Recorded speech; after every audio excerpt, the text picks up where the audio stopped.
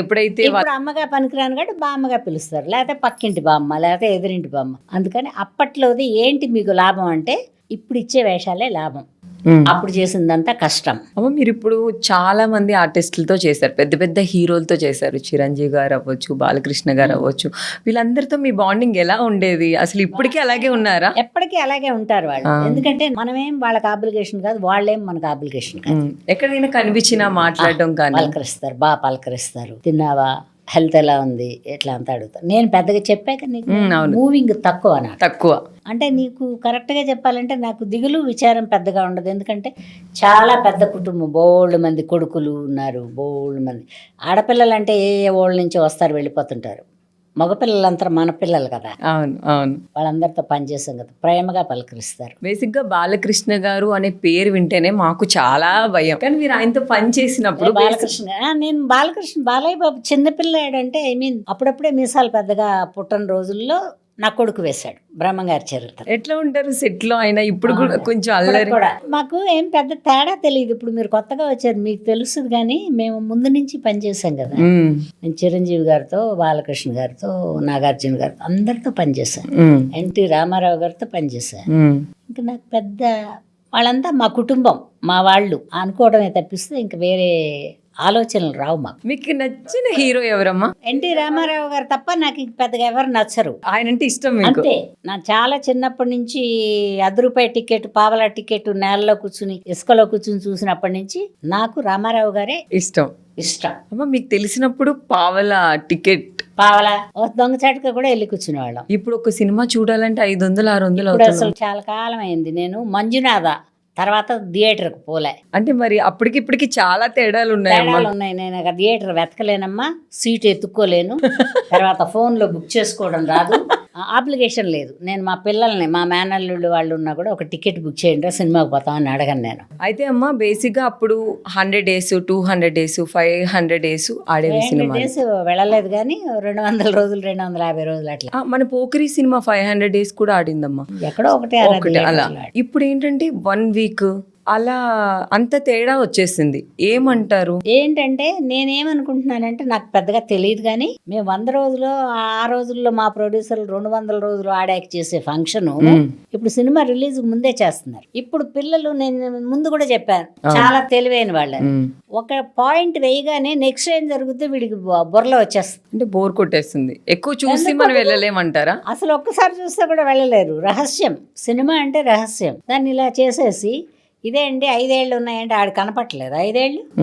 నువ్వు చెప్పేదే ఉంది అక్కడ. సో సినిమా అంతా ముందే చూపించేస్తున్నారు, సినిమా అంతా బిట్లుగా ముందే చూపించేస్తున్నారు అమ్మాయి. ఆ కాలంలో చూపించేవాళ్ళు కాదు. సో అమ్మా మీరు చేసినప్పుడు చాలా తేడాలు ఉన్నాయి. ఇప్పుడు వేసుకునే డ్రెస్సింగ్ స్టైల్ కానీ, మాట్లాడే మాట కానీ చాలా తేడా ఉంది. అది సినిమాలో అవ్వచ్చు, సిరీస్లో అవ్వచ్చు, బోల్డ్ కంటెంట్ చాలా ఉంది. సో దాని గురించి మీ ఒపీనియన్ ఏంటి? ఒపీనియన్ ఏం లేదు. ఇప్పుడు అంతా అందంగా జిమ్ములకి గిమ్ములకి పరిగెత్తి వర్షాలాగా బక్కగా ఉంటున్నారు కాబట్టి ఏదో నిక్కర వేసుకుని, బనీన్ వేసుకుని వెళ్దాం అనుకుంటే వెళ్ళిపో. అంటే మీకు చీర కట్టుకునే ఓపిక నీకు లేదు కాబట్టి వేసుకుని వెళ్తావు. చీర కట్టుకుని ఓపిక లేక కాదమ్మా, అలా ఉంటేనే చూసే జనాలు చాలా మంది ఉన్నారు కాబట్టి చేస్తున్నారు. బ్రెయిన్ అలా ఉంటే చూసేవాడికి కూడా అలాగే ఉంటది. కమిట్మెంట్ అడుగుతున్నారని సిగ్గు లేకుండా చెబుతున్నావు. కమిట్మెంట్ అడగరట్ట వెళ్తే అది కాదమ్మా, బేసిక్ ఇప్పుడు పట్టు చీర కట్టుకుని వెళ్ళలేం కదా. అంటే అదే నేను చెప్తున్నాను కదా, ఒక 50% మంది మేధావి తెలివితేటలు ఉన్నాయి, ఒక 50% మంది మొండి వాళ్లను, మొరటి వాళ్లను, పిచ్చి వాళ్లను, అట్లాంటి వాళ్ళు ఒక 50% మంది ఉన్నారు. ఈ 50%లో ఇట్లాగూ రావచ్చు, అట్లాగూ రావచ్చు. అందుకని మన ఇండస్ట్రీ ఎంతమ్మా, ఇంత అందులో మనం అందరం ఇంతమంది మనుషులమే ఉంటాం. మనమే ఇట్లా మాటకి విమర్శించుకోవాలి, తర్వాత అది కమిట్మెంట్ మూలాన్ని దాని వేషాలు వచ్చినాయి నాకు రాలేదనుకోవాలి, ఇవన్నీ తప్పు. మీరు ఇలా చెప్పారు కాబట్టి ఇప్పుడు ఏదైనా ఒక క్యారెక్టర్ వచ్చిందని ఈ రోజు నైట్ చెప్తారు, రేపు పొద్దున్న చూస్తే వేరే ఆర్టిస్టులు ఉంటారు షూటింగ్ లో, అమ్మ మీకు క్యాన్సిల్ అయిందని, అలా అని ఇలా అని చెప్తూనే ఉంటారు. ఆ టైంలో అసలు మీకు ఇలాంటి ఏదైనా ఫేస్ చేశారు? చేశారా? ఇప్పుడు ఏమైందంటే మా కాలంలో కొంతమందే ఉండేవాళ్ళం. ఈ కాలంలో పరిగెత్తుకుని వచ్చేస్తున్నారు కదా. వాడు కొత్తగా చూసింది ఈ అమ్మాయి బాగుంది, నువ్వు అన్న కమిట్మెంట్ ఏదో ఉంటది అక్కడ.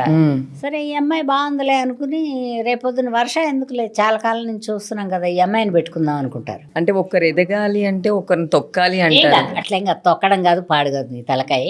ఒకళ్ళు ఎదగడం ఎదగపోవడం ఏం లేదు, కొంత ప్రయత్నం ఉండాలి, కొంత అదృష్టం ఉండాలి. నేను అదృష్టాన్ని ఎక్కువ నమ్ముతా, అదృష్టాన్ని ఎక్కువ ప్రయత్నాన్ని తక్కువ నమ్ముతా. కొన్ని మనం కాదు అంటే కూడా బతిమాలి పిలిచే వాళ్ళు ఉంటారు. ఒక పూట వేషానికి కానీ బతిమాలో బామాలో మనతో వేయించారంటే మన అదృష్టం. అమ్మ ఇప్పుడుండే జనరేషన్ మొత్తం ఇంట్లో ఫ్యామిలీకి దూరంగా ఫోన్లకి దగ్గరగా ఉంటున్నారు. దాని మీద మీ ఒపీనియన్ ఏంటి? ఏం లేదు, ఊహాలోకాల్లో బతుకుతున్నారని అర్థం. ఇక్కడ కొంచెం ఎంటర్టైన్మెంట్ ఉంటది కదమ్మా ఫోన్ లో. ఏం ఎంటర్టైన్మెంట్ నా బంద, ఒకసారి చూస్తే ఇంకోసారి చూడబుద్ది గట్ల. అదే చెప్తున్నా కదా, స్టాండర్డ్ మెంటాలిటీ లేని వాళ్ళే తల్లిదండ్రులకి కుటుంబానికి దూరంగా వెళ్తారు. స్టాండర్డ్ మెంటాలిటీ ఉండేవాళ్ళు వాళ్ళతో కలిసే ఉంటారు. ఇలా దూరంగా పారిపోయే వాళ్ళు ఏంటంటే తనని పెంచిన వాళ్ళ ముందు కళ్ళెత్తి చూడలేక భయపడి వెళ్ళిపోతారు. తల్లిదండ్రులకు కానీ కుటుంబంలో అన్నావదనలకు కానీ ఎవరికన్నా దూరంగా వెళ్ళిపోతున్నారు అంటే వాళ్ళు మనని ఫేస్ చేయలేక వెళ్తున్నారని అర్థం. అమ్మ అన్నపూర్ణమ్మ డబ్బులకి ఇంపార్టెన్స్ ఇస్తుందా, మనుషులకి ఇంపార్టెన్స్ ఇస్తుందా? ముందు నిజాయితీకి ఇంపార్టెన్స్ ఇస్తాను. అవతల మనిషి నిజాయితీ పరుడు అనుకుంటే కొంచెం తక్కువ కూడా వెళ్తా. ఓకే. ఎందుకంటే నేను ఎంటర్ అయినప్పుడు ఇంత డబ్బులు తీసుకోవాలా, అందుకని ఇంతే. తర్వాత ఆవిడకి అంత, ఈవిడికి ఇంత, నాకెంత. నేను అసలు ఎదటి వాళ్ళు ఏం తీసుకుంటున్నారో నాకు తెలియదు. అందుకని నాకు డబ్బు కంటే కూడా, డబ్బు వద్దని చెప్పను, డబ్బు కావాలి. డబ్బు లేకుండా ఎందుకు ఈ వయసులో రోడ్డు మీద తిరగడం. ఓకే. అన్నపూర్ణమ్మ గారికి ఇప్పుడు దాకా ఎంత సంపాదించి ఉంటారు? ఏమో మరి గుర్తు లెక్క పెట్టలేదు, కానీ ఖర్చు అయిపోతాయిగా. గుర్తులేనంత ఉందా అమ్మా మీ దగ్గర? లేదమ్మా, ఖర్చు అయిపోతాయి కదా. మొత్తం మీరు సంపాదించింది ఎన్ని కోట్లు ఉండొచ్చు? ఏం కోట్లు గీట్లు అంత లేవు, మా కుటుంబం పెద్దది కదా. అమ్మ అప్పుడంటే ఎక్కువ ఫ్యామిలీకే ఇంపార్టెంట్ ఇచ్చేవారు మీరు చెప్పినట్టే, కానీ ఇప్పుడు ఎక్కువ డబ్బులకి ఇంపార్టెన్స్ ఇస్తున్నారు కదా. డబ్బులకి ఇంపార్టెన్స్ బట్టి ఇందాక నుంచి నువ్వు చెప్పినవన్నీ జరుగుతున్నాయి. డబ్బు వల్ల ఇదంతా జరుగుతుంది. డబ్బు కావాలి, డబ్బు కూడా కావాలి, కానీ డబ్బే అని పెట్టుకోకూడదు ఒకటి. ఇంకొకటి ఏంటంటే మనం ధర్మంగా ఉన్నామా లేదా, మనం తీసుకునే రూపాయికి న్యాయం చేస్తున్నామా లేదా, ఈ రెండు మనిషికి ఉండాలి వర్క్కి వెళ్ళినాం. కాకుండా కుటుంబాలు ఎందుకు విచ్ఛిన్నం అవుతున్నాయి అంటే అప్పట్లో ఒకళ్లే పనిచేసేవాళ్ళు, అవే సర్దుకుని తినేవాళ్ళం. నేను పనిచేసే రోజులు కూడా ఒకదాన్నే, నేను మా కుటుంబంలో నేను ఒకదాన్నే పనిచేసేదాన్ని. తదిమ వాళ్ళందరూ సర్దుకుని అన్ని, మా అమ్మగారులే, అంటే మా కుటుంబం లాగా అందరూ ఉంటాయని నేను చెప్పలేను. మా అమ్మగారు మమ్మల్ని అలా పెంచారు. ఎంతమంది మీరు అసలు ఫ్యామిలీ? మేము 3 అక్క చెల్లెళ్ళు, ఒక అన్నదమ్ముడు ఉన్నారు. మా అమ్మగారు పోయారు. మేము 3 అక్క చెల్లెళ్ళు, ఒక అన్నదమ్ముడు ఉన్నారు. మా అమ్మగారు పోయారు, మా నాన్నగారు పోయారు, నా పాప పోయింది.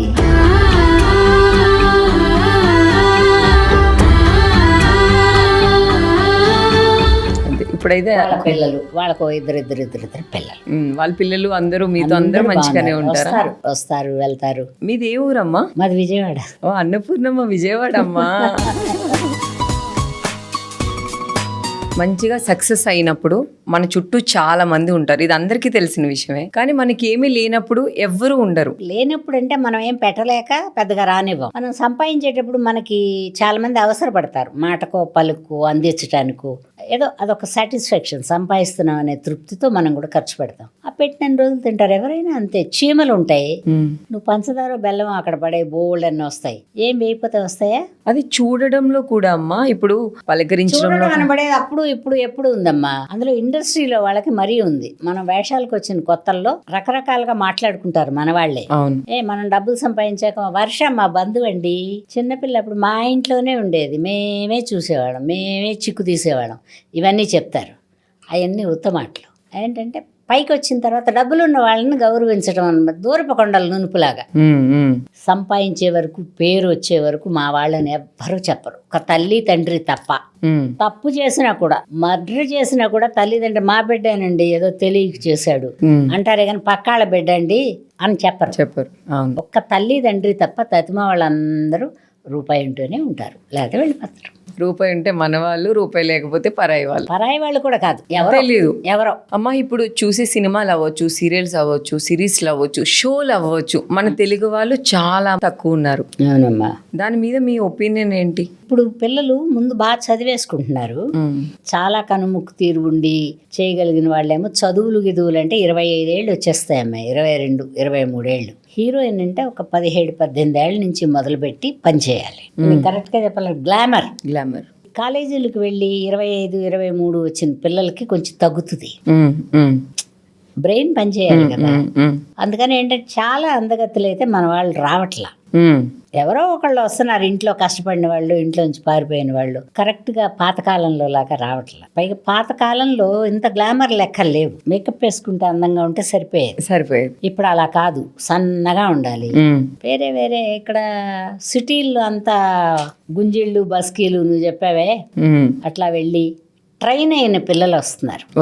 తెలుగు వాళ్ళు అసలు పెద్దగా రావట్లేదు, వేషాలకు రావట్లేదు. సో అమ్మ, మరి మీరు అప్పుడు సినిమా ఫీల్డ్ కి వద్దామని అసలు మీరు ఎలా అనుకున్నారు? నేను సినిమా ఫీల్డ్ కి వద్దాం అనుకోలే, నాటకాలు వేసుకుందామని వచ్చా. నాటకాలు చేద్దాం. నాటకాల మీద చూసి పిలిచారు. పిలిస్తే పలానా వేషం వేయాలి అనేది కూడా నాకు లేదు, అవ్వాళ లేదు ఇవ్వాళ లేదు. ఒకటో రెండో హీరోయిన్ వేసాను, నాకు పెద్ద సరిపడలేదులే. హీరోయిన్ గా మీకు నచ్చలేదా? నాకు మనస్కరించాల, మనం పనికిరామని నాకు ఒక లెక్క. ఎందుకమ్మా? డాన్సులు ఆడాలి, హీరోని ప్రేమించాలి, అందరినీ ప్రేమగానే చూడాలి. నాటకాలకు వచ్చినప్పుడు ఒక సిస్టమేటిక్ గా వస్తాం, ఒక మనిషి వచ్చి మాట్లాడతాడు, మనిషి వెంట వచ్చి ఇంటి దగ్గర దింపుతారు, ఇవన్నీ మర్యాదలు ఉంటాయి. సినిమా ఫీల్డ్కి వచ్చేటప్పటికి నేను అవన్నీ పట్టించుకోలే, నాటకాలే వేసుకుంటున్నాను. పిలిచారు వేషాలకి, అక్క అమ్మ వదిన అట్లా ఏదైనా పర్వాలేదండి, అంటే ఇదే వెయ్యాలనేది నేను పెట్టుకోలేదు. అమ్మ, మీరు ఇవన్నీ చాలా బాగా చెప్పారు. సక్సెస్ లో ఉన్నప్పుడు మనం అన్ని బాగానే తీసుకుంటాం, ఫెయిల్యూర్ వచ్చినప్పుడే డిప్రెషన్ కి వెళ్ళడం కానీ, సూసైడ్ చేసుకోవడం కానీ, ఇంకా వేరే చాలా జరుగుతూనే ఉన్నాయి. దానికోసం మీరు ఏం చెప్తారు? సక్సెస్ కి ఫెయిల్యూర్ కి పెద్ద తేడా ఏం లేదు, ఎందుకంటే సక్సెస్ లో ఉన్నప్పుడే మనం ఫెయిల్యూర్ ను కూడా లెక్క పెట్టుకోవాలి ఓ పక్కన. ఇది ఇలాగే ఉండదు, ఇది పర్మనెంట్ కాదు ఇది. నీకు అందం కానీ ఏదన్నా కానీ 5 ఏళ్ళు 10 ఏళ్ళు 11 ఏళ్ళు తర్వాత గ్యాప్ వస్తుంది. మళ్ళీ మనం హెల్దీగా ఆరోగ్యంగా ఉంటే ఇంకోసారి అదృష్టం ఇట్ట తలుపు తట్టుద్ది. అంతే తప్పిస్తే జీవితకాలం మనం ఇలాగే ఉంటాం అనుకునేది తప్పు. అంటే అది బేసిక్గా నేను కూడా అమ్మ ఒక 3 years బ్యాక్ నేను చాలా షోలు కానీ చాలా చేసేదాన్ని. సో ఒక టైంలో నేను కొంచెం చేయడం తగ్గించడం కొన్ని ప్రాబ్లమ్స్ వల్ల, సో నేను అది తీసుకోలేక చాలా డిప్రెషన్కి వెళ్ళిన రోజులు కూడా ఉన్నాయి. ఇప్పటికీ స్టిల్ నేను ఒక్కొక్కసారి బాధపడతాను. ఎందుకు బాధపడతావు అంటే అది చూసాను కదమ్మా, దీనికోసం అని పుట్టావా మనం పుట్టాక వచ్చింది ఇది కాదు వర్ష. లైఫ్ అంతా ఏది ఉండదు, 10-15 ఏళ్లే. నువ్వు పెళ్లి చేసుకుంటే జీవితం కూడా 10-15 ఏళ్లే. 10-15 ఏళ్ల తర్వాత ఏముంది, పెద్ద వయసు వచ్చేస్తుంది, పిల్లలు ఎదుగుతారు, కష్టాలు. మామూలు జీవితంతోనే పోల్చుకోవాలి. ఈ సక్సెస్గా పనిచేసిన రోజులు ఏదో ₹1 పారేసుకున్నా, ఒక ₹10 అయినా దాచుకుంటే సక్సెస్ పోయింది అనుకున్నప్పుడు ఇవి ఉపయోగపడవు. నేను బాగున్నాను, ఎప్పుడు నేను బాగున్నాను అనుకోవాలి. అంటే దేన్ని కూడా అది పర్మనెంట్ అని ఫిక్స్ అవ్వకూడదు. పర్మనెంట్ లేదు లైఫ్, ఆయుషే పర్మనెంట్ లేదు, రేపు ఉంటామో తెలియదు. అంటే పరుగులు పెట్టొద్దు అంటారు. పరుగు పెట్టాలి, పని చేసిన రోజులు పరుగు పెట్టాలి, నిజాయితీగా పని చేసుకోవాలి. అంతే తప్పిస్తే ఇక్కడ ఒక మాట అక్కడ ఒక మాట ఇక్కడ అట్లా చెప్పకూడదు. ఒక రోజు కాదు ఒక రోజైనా మనం నిజాయితీ పరులం కాదని తెలిసిపోద్ది. అందుకని ఏంటంటే కొంచెం ధర్మంగా, కొంచెం న్యాయంగా, కొంచెం నిజాయితీగా, ఎదుటివాడిని మోసం చేయకుండా బతికితే ఏది అన్సక్సెస్ అనబడేదే లేదు లైఫ్లో, నాకు తెలిసి. సూపర్ అమ్మ, ఇన్ని విన్నాక అసలు నేను చాలా నేర్చుకున్నా. ఈ కిసిక్ టాక్ లో అదే కిసిక్ టాక్ అన్నా అదే వచ్చింది, నవ్వు వస్తుంది నాకు. అమ్మ, అప్పుడు పాటలకి ఇప్పుడు పాటలకి కూడా చాలా తేడా ఉంది కదా. అప్పుడు అంటే కొంచెం అర్థవంతంగా ఉండేవి. మీకు నచ్చిన పాట ఏంటి? ఓ బాటసారి నన్ను మరువకో. నాకు భానుమతి గారు అంటే కూడా ఇష్టం, ఎందుకంటే మంచి సింగరు, మంచి యాక్టర్. ఇంత బాగా పాడారు మీరు, ఒక్క ముక్క ఎంత బాగా అనిపించింది. దేవిశ్రీ ప్రసాద్ గారు, అన్నపూర్ణమ్మ గారు రెడీగా ఉన్నారు.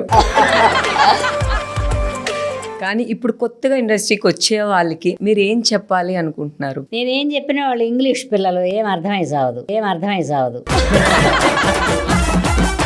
కానమ్మా, అసలు ఇప్పుడు వాళ్ళైనా అప్పుడు వాళ్ళైనా ఎప్పుడు అన్నపూర్ణమ్మని ప్రేమిస్తూనే ఉంటారు. ప్రేమిస్తున్నారు, అదే గాడ్ గిఫ్ట్ నాకు. అదే ఏంటి ఆ సీక్రెట్? ఆయన అడగాలి. వర్ష, నేను ఎప్పుడైనా అక్కడికి పోతే ఆయన అడిగి నీకు తప్పకుండా ఫోన్లో చెబుతా.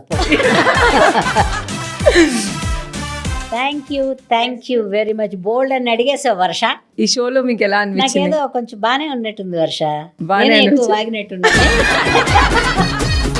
అన్నపూర్ణం ఎక్కడుంటే అక్కడే బాగుంటుంది. Okay, thank you. ఎలా అనిపించిందమ్మా షో అంతా? బాగుంది, షో బాగుంది. బాగా మైండ్ లో ఎస్టాబ్లిష్ అయింది ఇప్పుడే బిగ్ టీవీ. అవునా? అంతకుముందు కూడా చూస్తున్నా. చూస్తున్నారా? వీళ్ళు అరిచరిచి చదువుతారు కదా అన్ని మ్యాటర్లు అన్ని. బిగ్ టీవీ అంటే బిగ్ కదమ్మా, broad. Broad, correct. Thank you so much అమ్మా. అసలు బాగుంది బాగుంది అనుకోవడం కాదు, మీరు మీరు చెప్పాలి బాగుందా లేదా అని చెప్పండి. తిట్టమాకండి. థ్యాంక్ యూ సో మచ్ అమ్మ. మాకైతే చాలా చాలా చాలా హ్యాపీగా అనిపించింది. చూసే వాళ్ళందరికీ కూడా మీరు రావడం, వాళ్ళందరికీ కూడా చాలా హ్యాపీగా అనిపిస్తుంది. Thank you so much. మీరు ఇలాగే మమ్మల్ని ఎప్పటికీ ఎంటర్టైన్ చేస్తూ ఉండాలి. అదే స్మైల్, అదే గ్లామర్, అంతే ఎనర్జీగా ఉండాలని మా బిగ్ టీవీ నుంచి మనసు పూర్తిగా కోరుకుంటున్నాం. Thank you very much. Thank you అమ్మా. మీరైతే చాలా చాలా చాలా బాగా చెప్పారు. ఈ కిసిక్ టాక్ లో కిసిక్ టాక అబ్బో చాలా బాగుంది.